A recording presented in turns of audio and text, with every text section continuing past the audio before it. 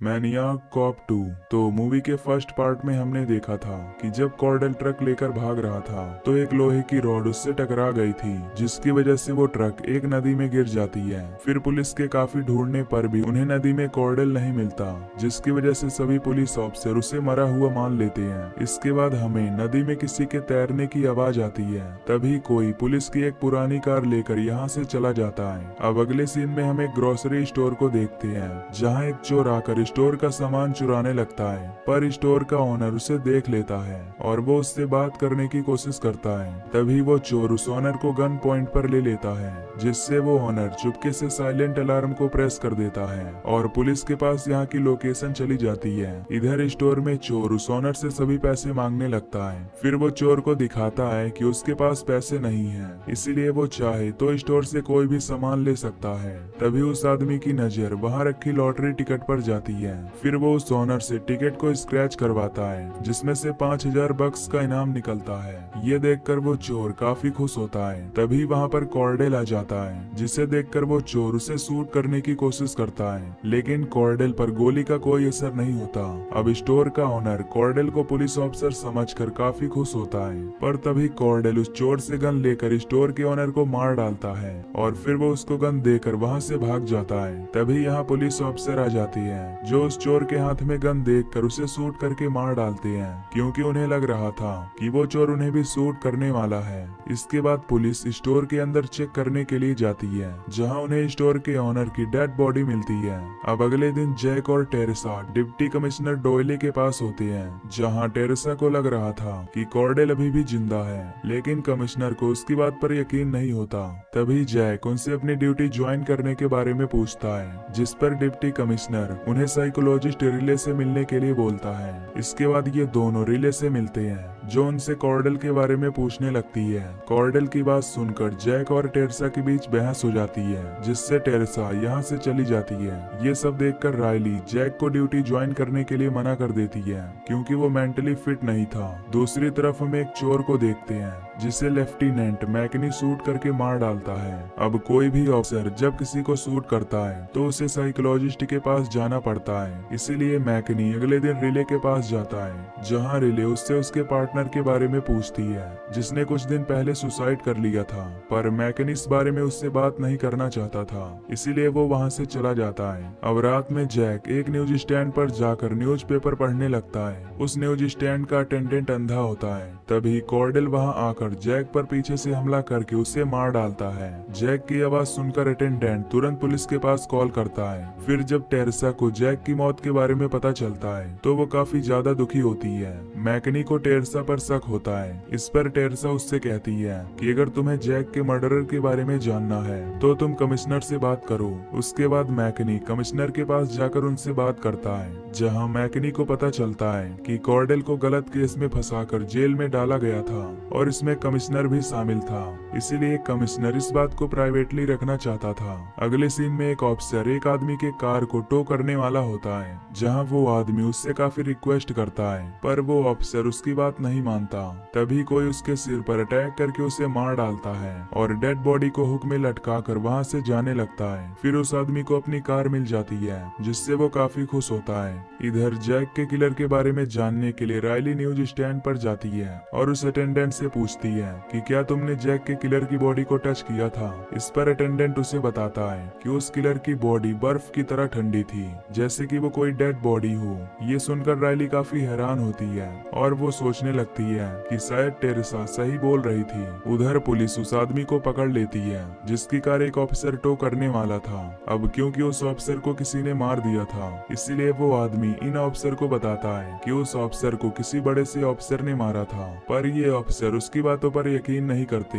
दूसरी तरफ Rilee Teresa के पास जाती है, जो कि एक होटल में शिफ्ट होने के लिए अपने कपड़े पैक कर रही थी। रायली उसे बताती है कि उसने कॉर्डेल के बारे में पढ़ा है कि उसके साथ क्या हुआ था। फिर टेरेसा और रायली दोनों टैक्सी में बैठकर यहाँ से जाने लगती हैं। तभी अचानक से टैक्सी में कुछ प्रॉब्लम आ जाती है, जिससे टैक्सी का ड्राइवर गाड़ी को एक किनारे रोक देता है। फिर चेक करने पर ड्राइवर को पता चलता है कि गाड़ी का टायर पंक्चर हो गया है, इसीलिए वो टायर चेंज करने के लिए अपना सामान निकालने लगता है। तभी टेरेसा एक पुरानी पुलिस की कार को इधर आती हुई देखती है, इसीलिए वो टैक्सी लेकर यहाँ से भागने लगती है। रायली को कुछ भी समझ नहीं आ रहा होता कि टेरेसा अचानक से गाड़ी लेकर क्यों भाग रही है। तभी वो पुरानी गाड़ी उस ड्राइवर को टक्कर मारकर उड़ा देती है जिसे कॉर्डेल ड्राइव कर रहा था। अब टैक्सी का टायर पंक्चर होने की वजह से टेरेसा ज्यादा तेज गाड़ी नहीं भगा पाती, इसलिए कॉर्डेल उसके पास आकर उसकी गाड़ी को टक्कर मार देता है, जिससे वो टैक्सी एक जगह फंस जाती है। इसके बाद टेरेसा गन लेकर बाहर निकलती है और कॉर्डेल को शूट करने लगती है, लेकिन कॉर्डेल पर गोलियों का कोई असर नहीं होता,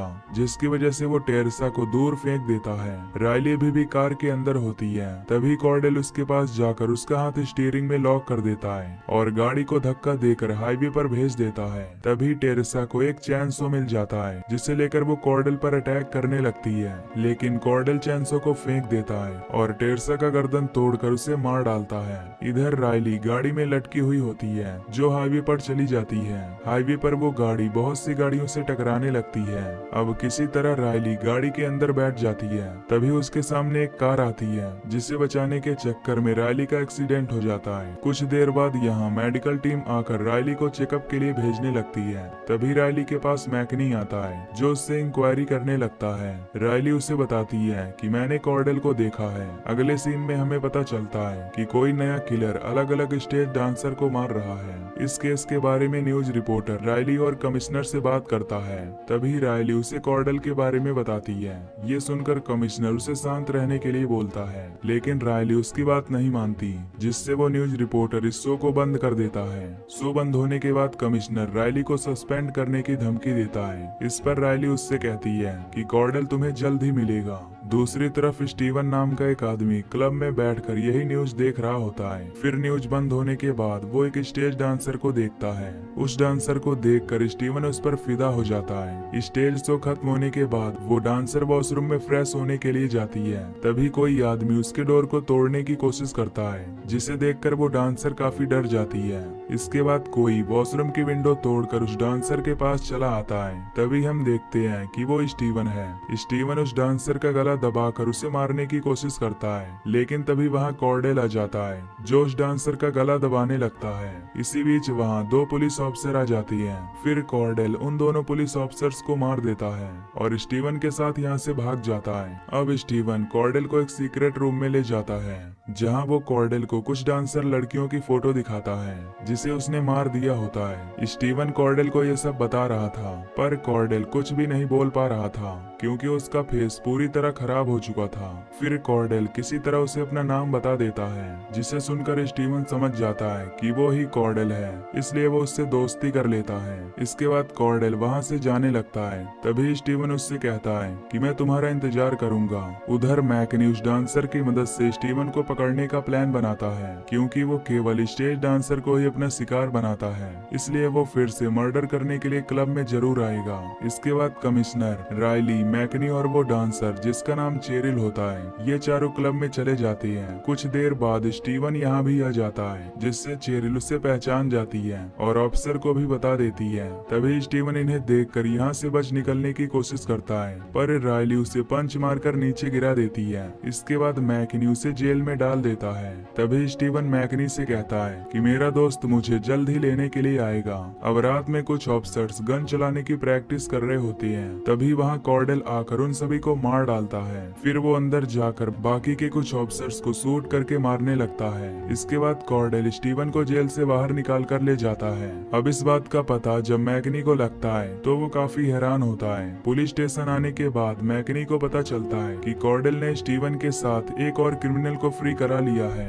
अब स्टीवन और कॉर्डेल एक पुलिस ट्रक लेते हैं और वहाँ से सिंह सिंह जेल की तरफ निकल पड़ते हैं। ये देखकर पुलिस इनका पीछा करने लगती है। वहीं मैकनी कमिश्नर से कहता है कि तुम्हें कॉर्डेल पर लगे केस को ओपन कराकर उसे न्याय दिलाना चाहिए। ये सुनकर कमिश्नर मैकनी से कार रोकने के लिए कहता है, जिससे मैकनी किनारे पर कार रोक देता है। तभी मैकनी के समझाने पर कमिश्नर को भी रियलाइज हो जाता है कि उसे कॉर्डेल को न्याय दिलाना चाहिए। अब कुछ देर बाद कॉर्डेल सिंह सिंह के डेथ हाउस पर पहुंच जाता है। अंदर जाने के बाद कॉर्डेल सिक्योरिटी गार्ड्स को मारकर उसका चाबी ले लेता है, जिससे ये दोनों अंदर चले जाते हैं। तभी कमिश्नर और मैकनी भी यहाँ आ जाते जाते हैं। कमिश्नर रेडियो के जरिए कॉर्डल से अपनी गलती की माफी मांगता है, लेकिन कॉर्डल नहीं रुकता और वो उन साइको लोगों को पहचान जाता है जिसने उसका ये हाल किया था। तभी उनमें से एक आदमी कॉर्डल को आग लगा देता है, लेकिन कॉर्डल पर आग का कोई भी असर नहीं होता। इसीलिए वो अपने सभी विक्टिम्स को एक एक करके मारने लगता है। स्टीवन को लगता था कि वो यहाँ अपने जैसे और भी लोगों को फ्री कराने आया है, पर कॉर्डल यहाँ अपना बदला पूरा करने आया था। ये सब देखकर स्टीवन गुस्सा होकर कॉर्डल के ऊपर हमला करने के लिए जाता है। तभी आग से जलता हुआ कॉर्डल स्टीवन के साथ दीवार तोड़कर नीचे कूद जाता है, जिससे ये दोनों नीचे ट्रक पर गिर जाते हैं और वहाँ तेजी से ब्लास्ट होता है, जिसमें ये दोनों ही जलकर मारे जाते हैं। इसके बाद कॉर्डल का पूरी रिस्पेक्ट के साथ फ्यूनरल होता है और उसकी कब्र भी उन बाकी के ऑफिसर के साथ बनाई जाती है जिन्हें कॉर्डल ने मारा था। फिर जब कॉर्डल का ताबूत नीचे चला जाता है तो मैकनी कॉर्डल के बैच को उसके ताबूत पर गिरा देता है। इसके बाद मैकनी रायली के साथ यहाँ से चला जाता है। तभी हम ताबूत का सीन देखते हैं जिसमें से कॉर्डल का हाथ बाहर निकलकर उस बैच को ले लेता है। तो दोस्तों, अगर आपको ये एक्सप्लेनेशन पसंद आई हो तो वीडियो को लाइक और चैनल को सब्सक्राइब कर देना। बाकी मैं मिलूंगा आपसे अगली वीडियो में। Till then take care, love you, bye bye.